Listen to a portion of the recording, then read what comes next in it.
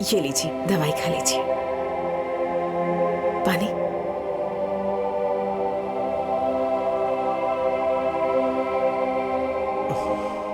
अब आराम कीजिए। जी, रमेश से फोन करके बात कर लीजिए कि आपको किसी बड़े अस्पताल में दिखा दे। सुनीता, इतना सब कुछ हो गया, उसके बाद भी तुम्हें उन लोगों पे विश्वास है? ठीक है, अगर तुम्हारा मन कह रहा है तो मैं फोन लगा के दे देता हूं, पर मुझे पक्का यकीन है कि वो लोग फोन नहीं उठाएंगे।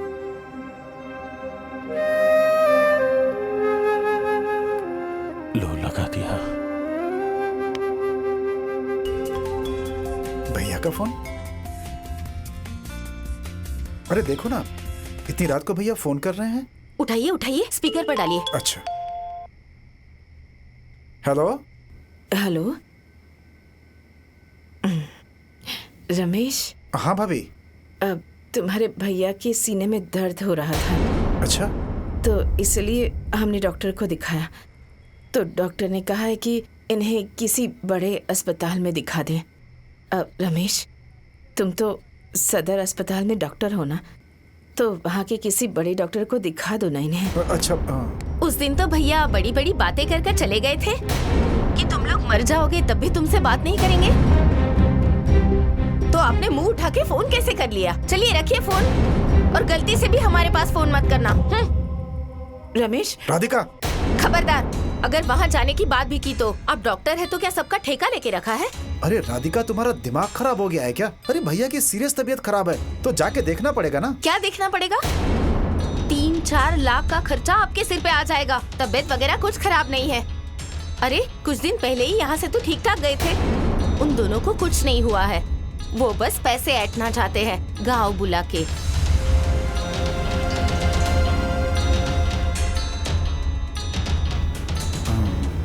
तुम ठीक कह रही हो।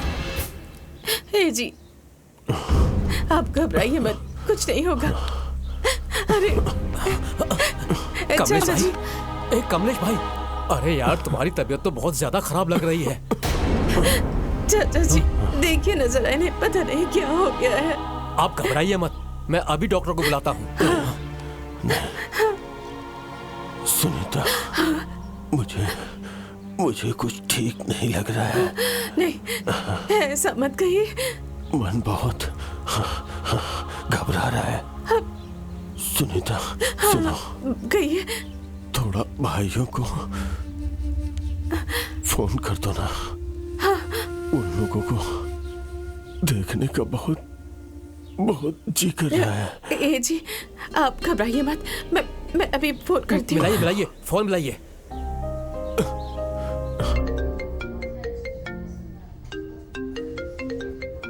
ये भैया को भी ना अलग ही बेचैनी रहती है।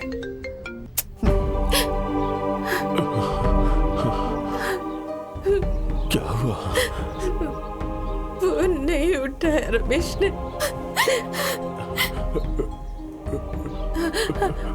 कमलेश, आप रुकिए, मैं महेश को फोन करती हूँ। लगाइए।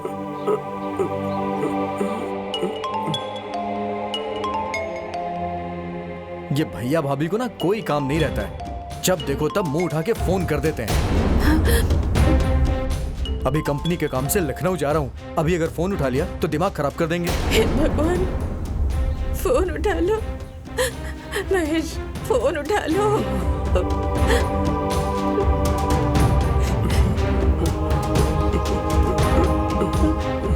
नहीं जी, फोन नहीं उठाया। अरे यार, बड़े निर्लज्ज भाई हैं आपके, ऐसे टाइम पर फोन नहीं उठा रहे वो दोनों। ठीक कार है ऐसे भाइयों पर।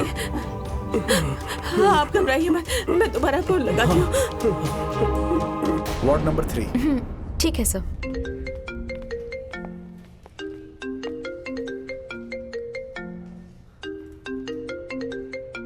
अरे कुछ दिन पहले ही यहाँ से तो ठीक ठाक गए थे।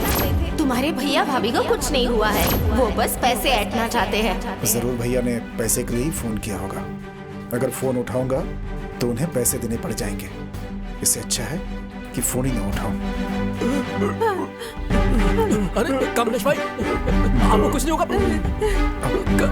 अरे हवा करो, हवा करो। देवर जी, कमलेश भाई जी,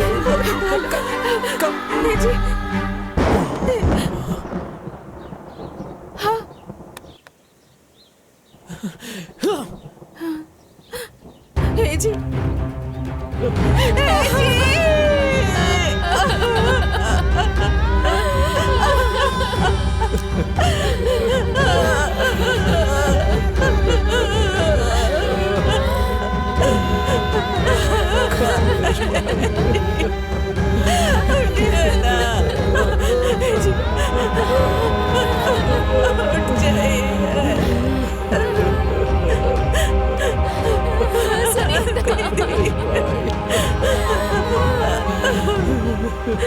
मुझे अकेला छोड़ कर चले गए दीदी। अब मैं किसके सहारे जीऊंगी? चुप हो जाओ सुनीता, चुप हो जाओ। दुनिया का दस्तूर कोई नहीं बदल सकता।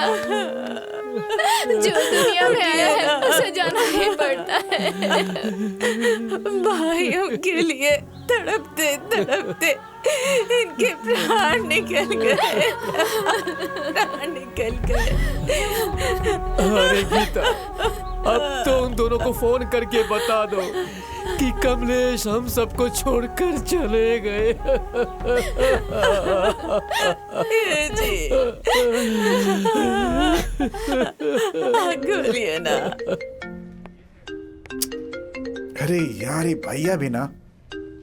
हेलो रमेश, मैं गीता भाभी बोल रही हूँ। तुम्हारे भैया दुनिया छोड़ के चले गए। क्या? ठीक है भाभी, मैं भी आता हूँ।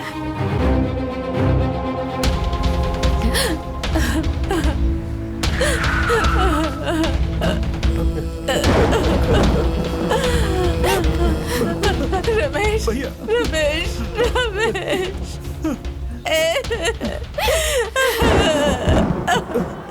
रमेश, अरे देखना भैया को क्या हो गया। रमेश, रमेश, महेश, महेश, महेश,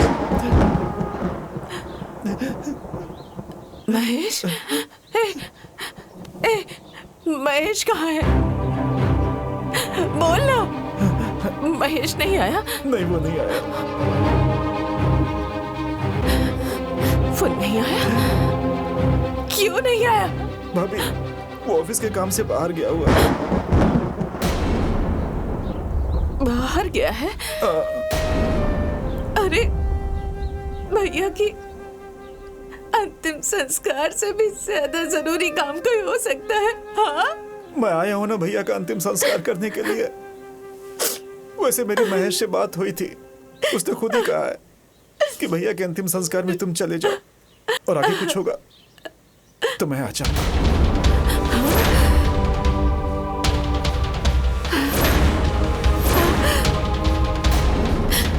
तुम लोग कहना क्या चाहते हो? हाँ, कि भैया हमारे हैं तो इनके अंतिम संस्कार में तू आएगा, और अगर भाभी मर जाएगी तो वो आएगा। कह दो उसे कि वो यहाँ नहीं आएगा। आप चाहती क्या है मुझे समझ में नहीं आ रहा है। ये सब गांव वालों के सामने तमाशा मत खड़ा कीजिए। अरे यार, तमाशा? गांव वालों के सामने मैं तमाशा खड़ा कर रही हूँ? अरे एक तो तुम्हारे भैया ने इस घर की इज्जत बचाने के लिए अपनी जान दे दी, और तुम कह रहे हो कि तमाशा खड़ा कर रही हूँ। अरे तुम कौन सी मिट्टी के बने हो? कौन सी मिट्टी के? मुझे समझ ही नहीं आ रहा।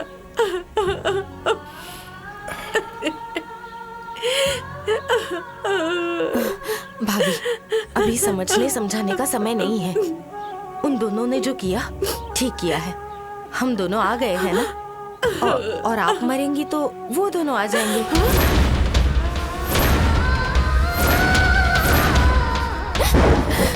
कितनी दुष्ट औरत है।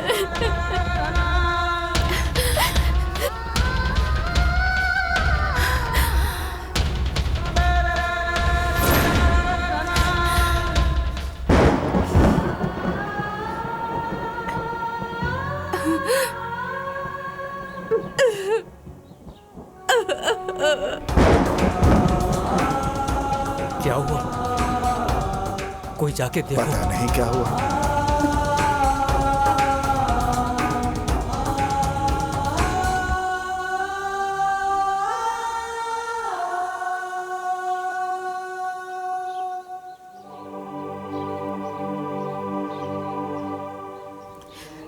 ए बेटा, तुम्हारे भैया का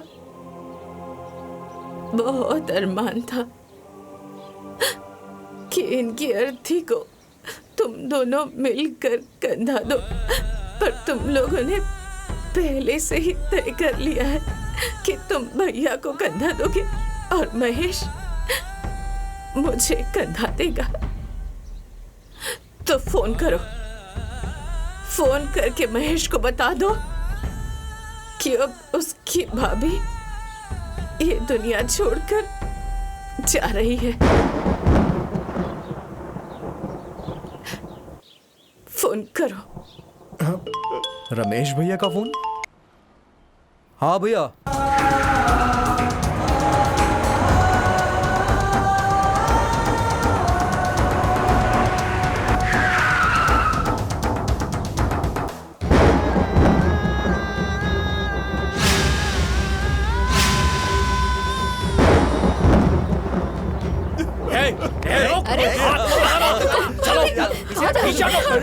चल पीछे। छूना भी नहीं ने। खबरदार, जो कमलेश और सुनीता को हाथ लगाया तो देखो, तुम्हारे इस भाई और भाभी को हम गांव वालों ने कमलेश और सुनीता की लाश को छूने नहीं दिया, किनारे बैठाया है। भैया, तुम लोगों की नमक हरामी इन पूरे गांव वालों को पता चल चुकी है। भैया और भाभी के मौत के जिम्मेदार तुम दोनों भाई ही हो। भैया भाभी की गलती यही थी ना कि खुद भूखे पेट रह कर वो तुम लोगों को खाना खिलाते थे। नहीं चाचा, खुद फटे हुए कपड़े पहनते थे, लेकिन तुम लोगों को नए कपड़े पहनाते थे। माँ बाप की तरह पाला पोसा, पढ़ाया लिखाया, डॉक्टर इंजीनियर बनाया, और तुम लोगों ने ये सिला दिया। अरे औलाद की तरह पाला था तुम दोनों को इन्होंने, और तुम दोनों ने क्या किया? छोड़ दिया ऐसे ही दुश्मन की तरह मरने के लिए। अगर ऐसे भाई होते हैं ना, तो भगवान से मेरी एक प्रार्थना है कि हे भगवान, ऐसे भाई किसी को मत देना। नहीं नहीं चाचा, किसी को मत देना ऐसे भाई। मैं भगवान से ना प्रार्थना करूंगी कि तुम्हारे जैसा देवर ना नहीं, किसी भाभी को ना मिले। अरे तुम दोनों की परवरिश के लिए। सुनीता घर घर में जूठे बर्तन मांजती थी कि तुम्हारे प्यार में कोई कमी न रहे। अरे अपनी औलाद तक पैदा नहीं की, कोख रहते हुए बच्चा पैदा नहीं की। और रमेश, अगर समय रहते तुम अपने भैया का इलाज डॉक्टर से करवा देते ना, और अपना फर्ज निभाया होता, तो आज तुम्हारे भैया जिंदा होते। महेश, तुम्हारी भाभी ने जब तुम्हें बताया कि तुम्हारे भैया नहीं रहे, तब भी तुम आ जाते ना, तो तुम्हारी भाभी जहर खा के नहीं मरती। छी! अरे बीवियों के चक्कर में ना देवी जैसी भाभी, भगवान जैसे भैया को तुम लोगों ने खत्म कर दिया, मार डाला।